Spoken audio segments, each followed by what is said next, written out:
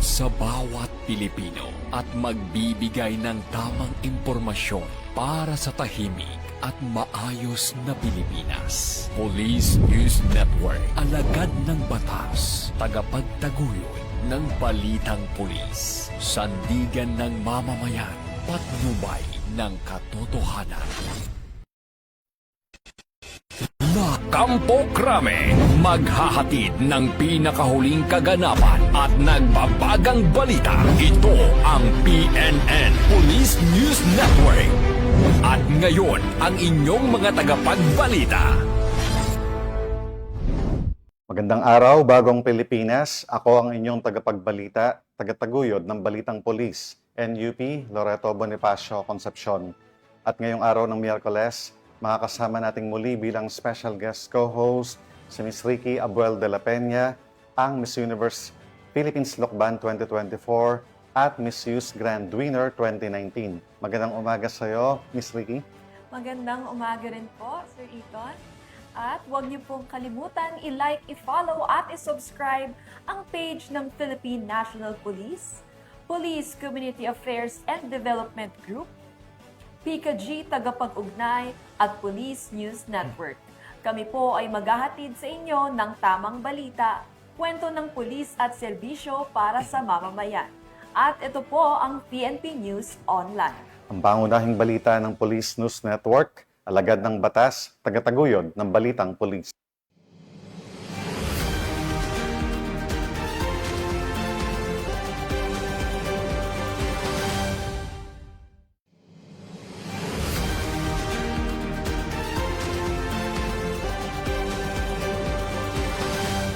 Narito ang mga balitang dapat niyong abangan. Mahigit 1 milyong halaga ng shabu nasamsam sa Mulanay, Quezon. Tilay Component City Station, matagumpay na nagsagawa ng motor ride for a cause sa Negros Occidental.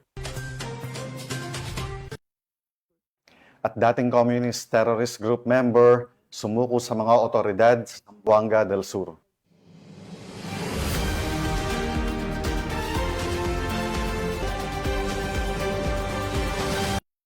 Narito ang mga balitang hatid ng ating PNN correspondents mula sa iba't ibang panig ng bansa.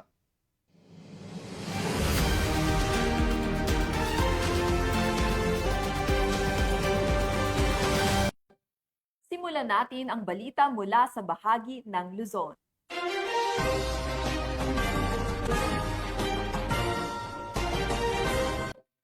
Naaresto ng mga tauhan ng Tuaw Municipal Police Station sa lalawigan ng Cagayan ang isang lalaking wanted sa kasong paglabag sa Republic Act 2610 o ang Special Protection of Children Against Child Abuse, Exploitation, and Discrimination Act. Ang pagkakadakip sa sospek ay bahagi ng pinaigting na kampanya ng PNP laban sa mga wanted person, lalo na ang mga sangkot sa krimen na may kinalaman sa karahasan at mga abuso sa mga kabataan. Patrolwoman Janet Balad sa report. Naaresto ng mga tauhan ng PNP Tuaw ang isang lalaki na wanted sa kasong pang-aabusong sexual sa isang minor de edad matapos ipatupad ang warrant of arrest sa bayan ng Tuaw nito lamang ka-22 ng Agosto taong kasalukuyan. Matagumpay na naaresto ang suspect na si alias Jojo, 48 anyos, binata at residente ng naturang bayan sa pagtutulungan ng PNP Tuaw, Provincial Intelligence Team Cagayan South, Regional Intelligence Unit 2, 4th Mobile Force Platoon, 1st Cagayan Provincial Mobile Force Company at 202nd ng Regional Mobile Force Battalion 2. Siya ay nahaharap sa paglabag sa Republic Act 7610 o Special Protection of Children Against Abuse, Exploitation, and Discrimination Act. Kasalukuyang nasa kustodiya ng PNP Tuaw ang suspect matapos maisailalim sa dokumentasyon bago iharap sa korte na may jurisdiksyon sa kanyang kaso. Mula dito sa Lambak ng Cagayan, ako ang iyong PNN correspondent, Patrolwoman Janet Balad, alagad ng batas, tagataguyod ng Balitang Pulis. Maraming salamat, Patrolwoman Balad. Hindi na nakalusot pa sa batas ang isang lalaki sa Dagupan City matapos itong arestuhin ng mga pulis dahil sa kasong qualified theft. Ang report mula kay Police Master Sergeant Marvin Jake Romero. Naresto ng mga tauhan ng Dagupan City Police Station ang isang lalaki na wanted sa qualified theft sa Barangay Poblasyon, ST, Dagupan City. Kinilala ang suspect na si Russell, 27 taong gulang, walang trabaho at residente ng Barangay Karanglaan, Dagupan City. Ang pag-aresto ay sinagawa sa bisa ng warrant of arrest na may kasong qualified theft na may piyansang 72,000 pesos. Dumaan sa medical legal examination sa Region 1 Medical Center Annex, Barangay Bunuan, Binluk, ang naresto bago dinala sa istasyon para sa dokumentasyon at kaukulang disposisyon.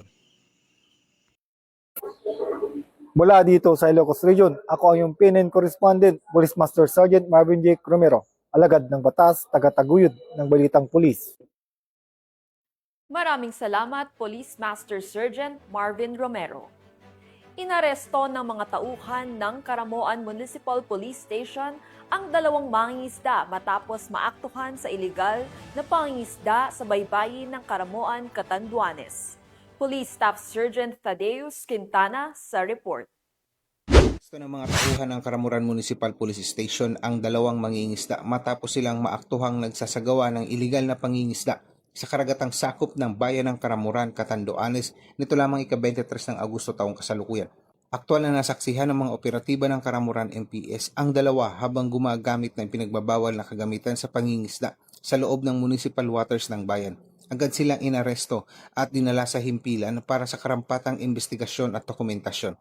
Ang 2 suspect ngayon ay nahaharap sa kasong paglabag sa Republic Act No. 8550 o ang Philippine Fisheries Code of 1998 na inamendihan ng Republic Act No. 10654. Patuloy ang paalaala ng Karamuran MPS at ng lokal na pamahalaan sa publiko, lalo na sa sektor ng pangingisda, na mahigpit na sumunod sa umiiral ng mga regulasyon upang maiwasan ang paglabag sa batas at matiyak ang kaligtasan at kapakanan ng lahat. Mula dito sa probinsya ng Catanduanes, ang The Happy Island ng Kabikulan, ako ang inyong PNN Correspondent, Police Staff Sergeant Quintana, alagad ng batas, taga-taguyod ng Balitang Pulis. Maraming salamat, Police Staff Sergeant Quintana. Nasa kote ng mga tauhan ng Mulanay Municipal Police Station ang isang high-value individual sa isinagawang buy-bust operation sa Barangay Santo Niño ng naturang bayan sa lalawigan ng Quezon. Nakatutok dyan si Patrolwoman Jessica Cris Obrero. High-value individual ang naaresto sa isinagawang buy-bust operation ng Mulanay Municipal Police Station sa Barangay Santo Niño, Mulanay, Quezon Province. Kinilala ang suspect na si alias na M at Bagting, 42 taong gulang, may asawa, driver at residente ng Barangay San Roque, Catanawan, Quezon Province. Ayon sa ulat, ikinasa ng mga operatiba ng Mulanay MPS sa pangunguna ni Police Major Joseph Ian C. Hava ang operasyon sa ilalim ng PDEA Control Number 1005-082025-0879 na huli sa akto ang suspect habang ibinebenta ang iligal na droga. Na-recover sa operasyon ang 14 na sachet ng hinihinalang shabu na may kabuoang timbang na 165.72 gramo at tinatayang nagkakahalaga ng 1.1 million pesos. Kasama rin sa nakumpiska ang buy-bust money, budol money, timbangan, gunting, mga lalagyang plastic, pouch, styrofoam at isang pulang NMAX na motorsiklo. Ang suspect ay kasalukuyang nasa kustodiya ng Mulanay MPS at nahaharap sa kasong paglabag sa Section 5, 11 at 12 ng Article 2 ng Republic Act 9165 o Comprehensive Dangerous Drug Act of 2002 na isasampa sa tanggapan ng Provincial Prosecutor sa Catanawan, Quezon Province. Samantala, sa pahayag ni Police Colonel Romulo A. Albesia, Acting Provincial Director ng Quezon Police Provincial Office, tiniyak niyang walang ligtas sa batas ang mga sangkot sa droga at iba pang krimen. Hinihikayat din niya ang publiko na makipagtulungan sa pulisya at i-report agad ang anumang kahina-hinalang aktibidad. Pinuri rin ni Police Colonel Albesia ang mabilis at maagap na aksyon ng mga tauhan ng Mulanay MPS na nagresulta sa matagumpay na operasyon. Mula dito sa Calabarzon, ako ang inyong Police News Network Correspondent, Patrolwoman Jessicris S. Obrero, alagad ng batas, tagataguyod ng Balitang Pulis. Maraming salamat, Patrolwoman Obrero. Matagumpay na ikinasa ng mga tauhan ng Bataraza Municipal Police Station sa Palawan ang isang operasyon na nagresulta sa pagkakaaresto ng isang wanted person at isang drug suspect. Yan ang tinutukan ni Patrolwoman Abigail Datu.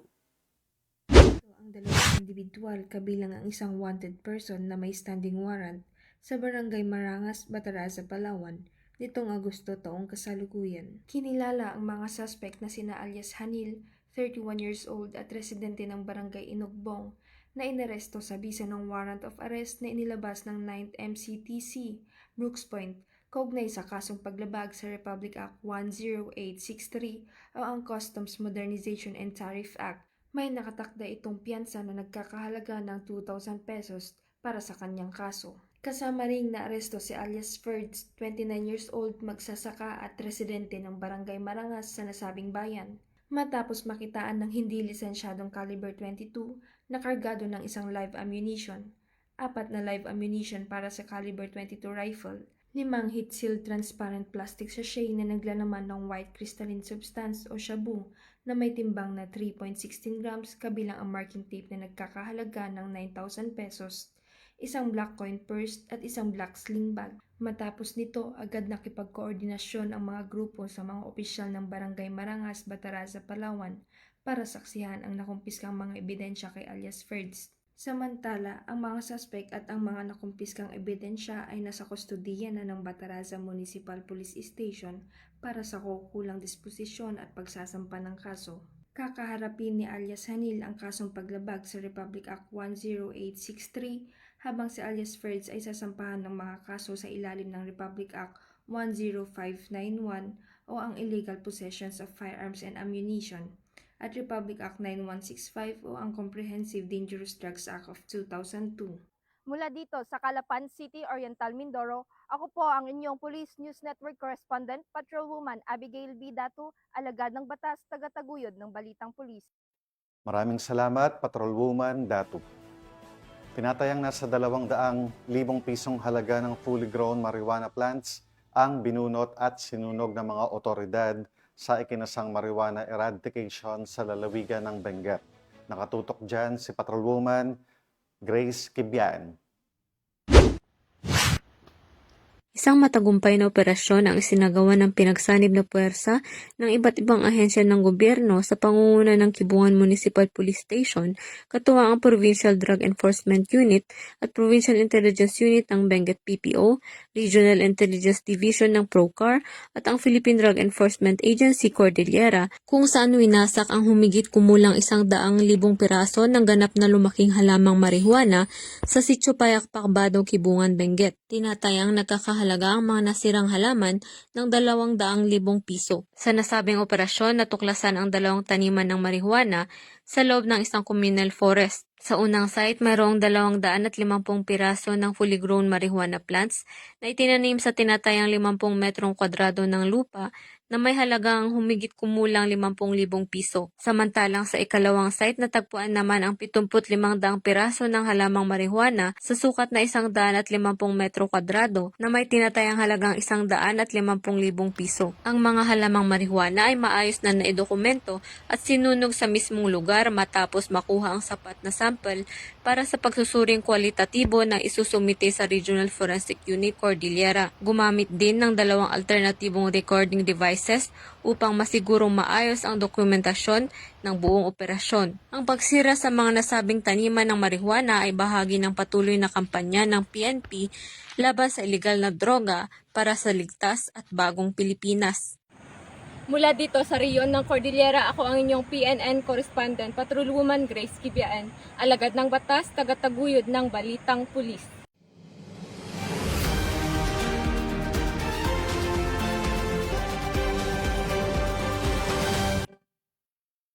Tunghayan naman natin ang mga balita mula sa Visayas.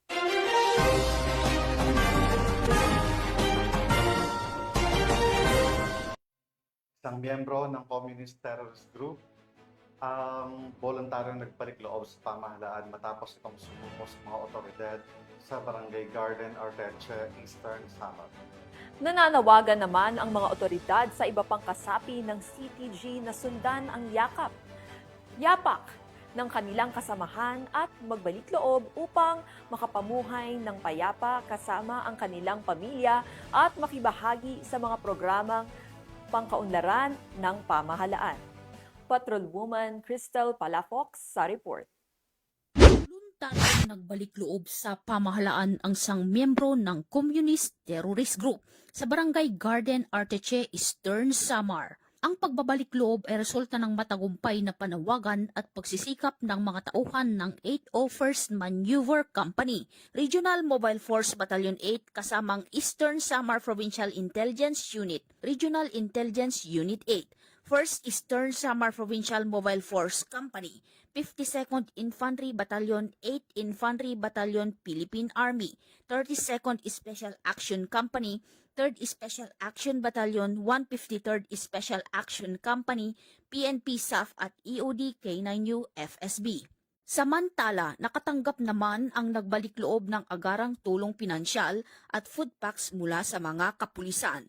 Ang nasabing surrendery ay nasa kustodiya na ng 801st Maneuver Company, RMFB-8 para sa facilitation ng kanyang posibleng enrollment sa programa ng ating gobyerno na Enhanced Comprehensive Local Integration Program o ECLIP.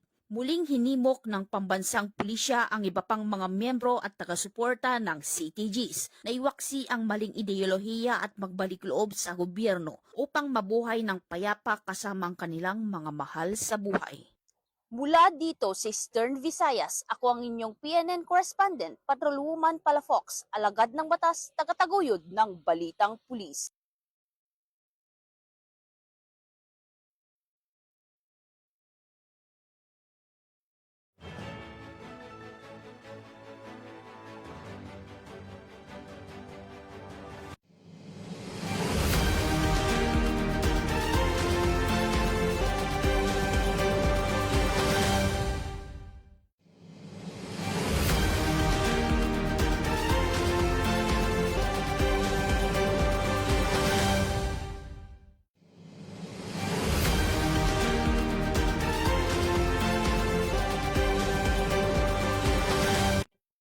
Layuning palakasin ang kamalayan ng publiko tungkol sa kahalagahan ng Emergency Hotline 911, isinagawa ng Silay City Component Police Station ang isang motor ride for a cause, Ride for 911 Awareness sa Negros Occidental.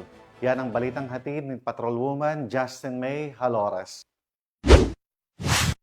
Matagumpay na isinagawa ng Silay City Component Police Station sa pangunguna ni Police Lieutenant Colonel Mark Anthony D. Daroca, Chief of Police, ang ikatlong motor ride for a cause, Ride for 911 Awareness nito lamang ika-24 ng Agosto taong kasalukuyan. Layunin ng naturang aktibidad na itaas ang kaalaman ng publiko hinggil sa kahalagahan ng paggamit ng emergency hotline na 911. Nagsimula ang motorcade sa Silay CCPS grounds at nagtapos sa Soreta, Barangay Patag, Silay City, Negros Occidental. Dinaluhan ito ng iba't ibang riders groups, mga partner organizations at mga miyembro ng komunidad na nagbigay ng buong suporta sa adhikain ng programa. Maliban sa masayang samahan, naging oportunidad din ito upang pagtibayin ang ugnayan ng kapulisan at pamayanan. Namahagi ang kapulisan ng 911 stickers sa lahat ng lumahok. Sa pamamagitan nito, inaasahang mas mapapalaganap ang kamalayan ng publiko tungkol sa mabilis na paghingi ng tulong sa oras ng pangangailangan. Layunin din ng aktibidad na hikayatin ang mga mamamayan na aktibong makiisa sa pagpapanatili ng kapayapaan at kaligtasan. Ipinakita ng Ride for a Cause na pinangunahan ng Silay CCPS na sa pagkakaisa ng kapulisan at komunidad, mas epektibong maipapatupad ang mga programang makatutulong sa publiko. Mula rito sa Western Visayas, ako ang inyong PNN correspondent, Patrolwoman Justin May Halores. Alagad ng batas, tagataguyod ng Balitang Pulis.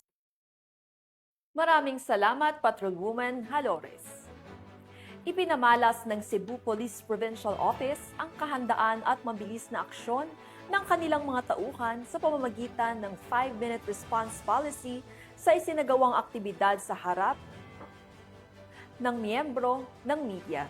Magbabalita dyan si Patrolwoman Annalyn Canoog. Tagumpay na isagawa ng Cebu Police Provincial Office ang isang makabuluhang pagbisita ng Cebu Federation of Beat Journalists sa kanilang command center noong 25 ng Agosto sa taong kasalukuyan sa ilalim ng pamumuno ni Police Colonel Christopher M. Bermudez, Provincial Director ng Cebu Police Provincial Office. Pinangunahan ni Mr. Arnold Bustamante ang delegasyon ng mga mamamahayag na nagkaroon ng pagkakataong makasaksihan ng isang simulation exercise na isinagawa gamit ang body-worn camera system sa Carcar City Police Station. Sa isinagawang pagsasanay, nakapagtala ang responding team ng mabilis na response time na 2 minutes at 58 seconds na napapatunay sa kahandaan at kahusayan ng Cebu Police Provincial Office sa pagtugon ng mga emerhensya. Ang aktibidad ay pagpapakita ng mahigpit na pagpapatupad ng 5-minute response policy. Sa pamamagitan ng inobasyon, kahandaan at maagap na aksyon, ipinamalas ng Cebu Police Provincial Office ang kanilang dedikasyon sa pagpapanatiling kapayapaan at seguridad ng publiko. Ang pagsaksi ng mga mamamahayag sa nasabing simulation exercise ay nagbigay diin sa transparency at pagtitiwala na nais taguyod ng Cebu Police Provincial Office sa publiko na patunay ng kanilang patuloy na pangako sa epektibong serbisyo at proteksyon ng komunidad. Mula dito sa Central Visayas, ako ang inyong Police News Network Correspondent, Patrolwoman Annalyn N. Canoog, alagad ng batas, tagataguyod ng balitang pulis.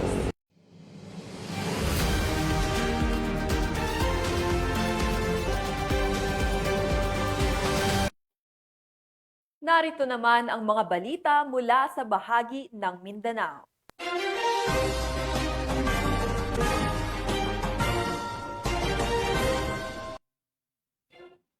Walang takas ang isang drug suspect matapos mahuli sa isinagawang buy-bust operation ng mga otoridad sa Gingoog City, Misamis Oriental. Nahaharap na ngayon ang suspect sa kasong paglabag sa Republic Act of 9165 o Comprehensive Dangerous Drugs Act of 2002 at kasalukuyang nasa kustudiyan ng pulisya. Yan ang tinutukan ni Patrolwoman Danessa Berto. Arestado ang isang individual sa kinasang buy-bust operasyon ng mga operatiba ng City Drug Enforcement Team ng Gingoog City PNP sa Barangay 18A, Gingoog, Misamis Oriental. Kinilala ni Police Lieutenant Colonel Dennis G. De Los Santos, officer in charge ng Gingoog City Police Station, ang suspect na si alias Wilson, lalaki 19 na taong gulang at residente ng nasabing lugar. Sa kinasang drug buy-bust operasyon ng mga operatiba ng Gingoog PNP bandang alas 9 ng gabi ay nakumpiska ang mga pakete ng hinihinalang shabu na may bigat na 3.5 na gramo at may standard drug price na 20,740 pesos, isang 500 peso bill na ginamit bilang buy-bust money at iba pang mga non-drug paraphernalias. Naharap ang suspect sa kasong paglabag sa RA 9165 o Comprehensive Dangerous Drugs Act of 2002. Mula dito sa Northern Mindanao, ako inyong Police News Network Correspondent, Patrolwoman Danessa Bertos, alagad ng batas, tagataguyod ng balitang pulis.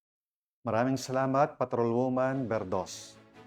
Sa patuloy na kampanya ng pulisya kontra terorismo, pusang sumuko sa mga otoridad ang isang dating miyembro ng Communist Terrorist Group sa Zamboanga del Sur. Ang balita mula kay Patrolwoman Amy Jean Cortez. Ang miyembro ng rebeldeng grupo ang sumuko sa mga otoridad sa Pagadian City. Kinilala ang sumukong personalidad na si alias Jan, 48 anyos, isang magsasaka at residente ng Barangay Dampalan, Pagadian City, Zamboanga del Sur. Siya ay kabilang sa listahan ng NPSR bilang CTG supporter ng Dismantled Guerrilla Front Kara ng Western Mindanao Regional Party Committee. Nagsilbi umano ito bilang courier, liaison at caretaker ng nasabing grupo sa kanilang safe haven. Dakong alas 11:30 ng umaga, Agosto 25 taong kasalukuyan, isinagawa ang pagsuko sa pamamagitan ng pinagsanib na puwersa ng 902nd Maneuver Company RMFB 9 Regional Intelligence Unit 9 kasama ang iba't ibang unit ng PNP. Kasabay nito, nanumpa ng katapatan sa pamahalaan si alias Jan sa harap ni Police Lieutenant Lloyd Danny Comaling, Intelligence Officer ng 902nd MC at sinaksihan ni na Police Lieutenant Ricardo Huhan at iba pang opisyal at saksi. Matapos ang panunumpa, agad siyang binigyan ng food packs at cash assistance bilang bahagi ng reintegration program. Siya ay nasa maayos na kondisyon at opisyal na tinanggap sa komunidad ng Barangay Dampalan sa pangunguna ni Barangay Chairman Honorable Julieto Sandialan. Layunin ng pamahalaan ang tuluyang pagbabalik loob ng mga dating kasapi ng armadong kilusan tungo sa mapayapa at produktibong pamumuhay. Mula dito sa tanggapan ng kapulisan sa Rehiyon Siyam, ako ang inyong PNN Correspondent Patrolwoman AJ Cortez, alagad ng batas, tagataguyod ng Balitang Pulis. Maraming salamat, Patrolwoman Cortez. 2 lalaki ang naaresto sa ikinasang bypass operation ng mga tauhan ng Panabo City Police sa Davao del Norte. Magbabalita dyan si Patrolwoman Shaira Rose Aquino. Dalawang lalaki sa isang matagumpay na buy-bust operation na isinagawa sa pangunguna ng mga operatiba ng Panabo City Police Station hapon noong Agosto 26 sa Purok 17, Barangay New Visayas, Panabo City. Kinilala ang mga sospek sa alias na Dong, 36 anyos, isang fish vendor at residente ng Tibungko, Davao City, at alias Joseph, 36 anyos, isang tricycle driver at residente ng Barangay Magsaysay, Carmen, Davao del Norte. Sa nasabing operasyon, nasabat mula sa mga sospek ang 2 sachet ng hinihinalang shabu na may kabuuang tinatayang halaga na mahigit 2,000 piso batay sa standard drug price.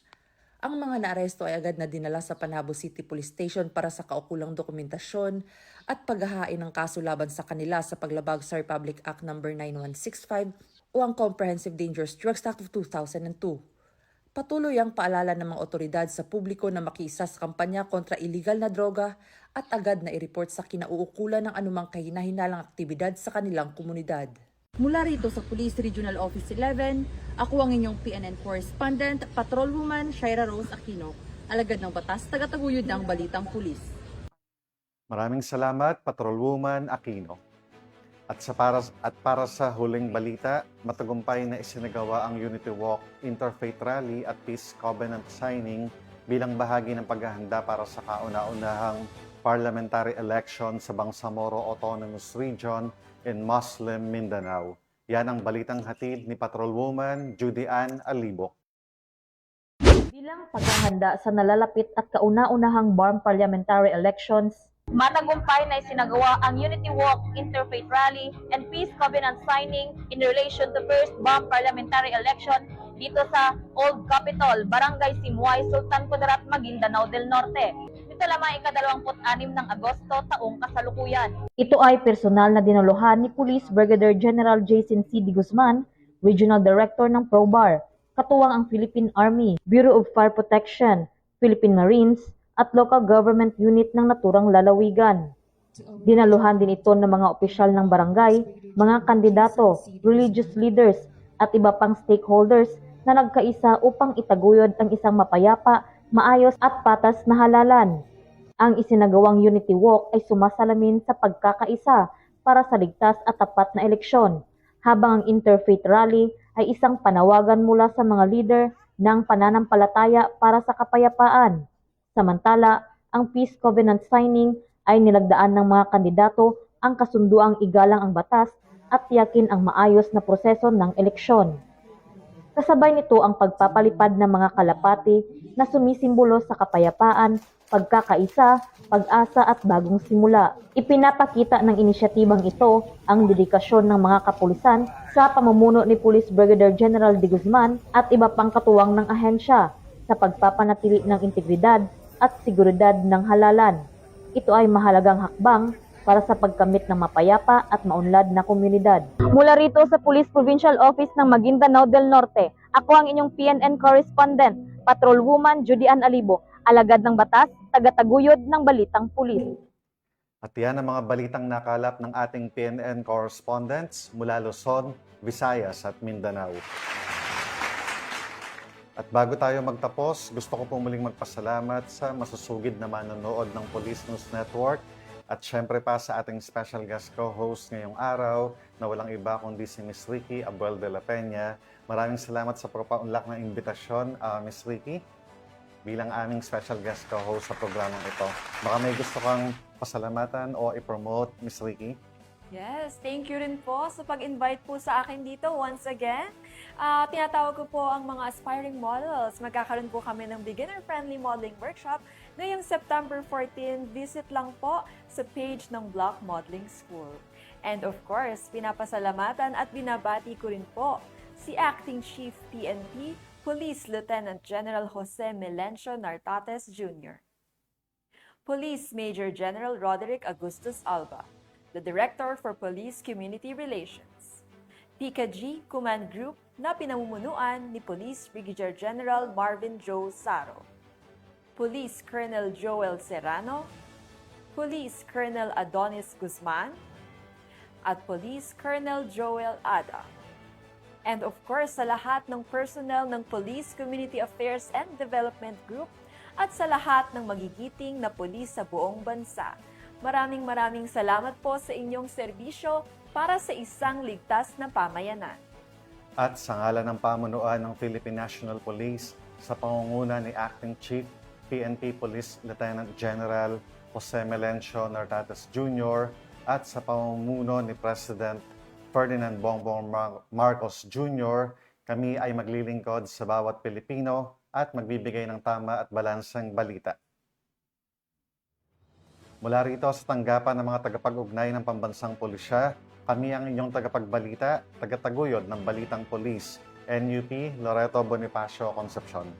At ako naman po si Miss Ricky Abuel de la Peña, your Miss Universe Philippines Lokban 2024 at Miss Philippine Youth Grand Winner 2019. Maghahatid ng tamang balita, kwento ng pulis at serbisyo para sa mamamayan.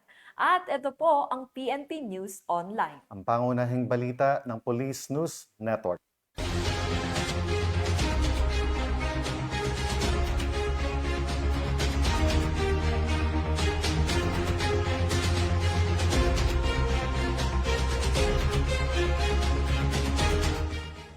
Police News Network, alagad ng batas, tagapagtaguyod ng balitang pulis.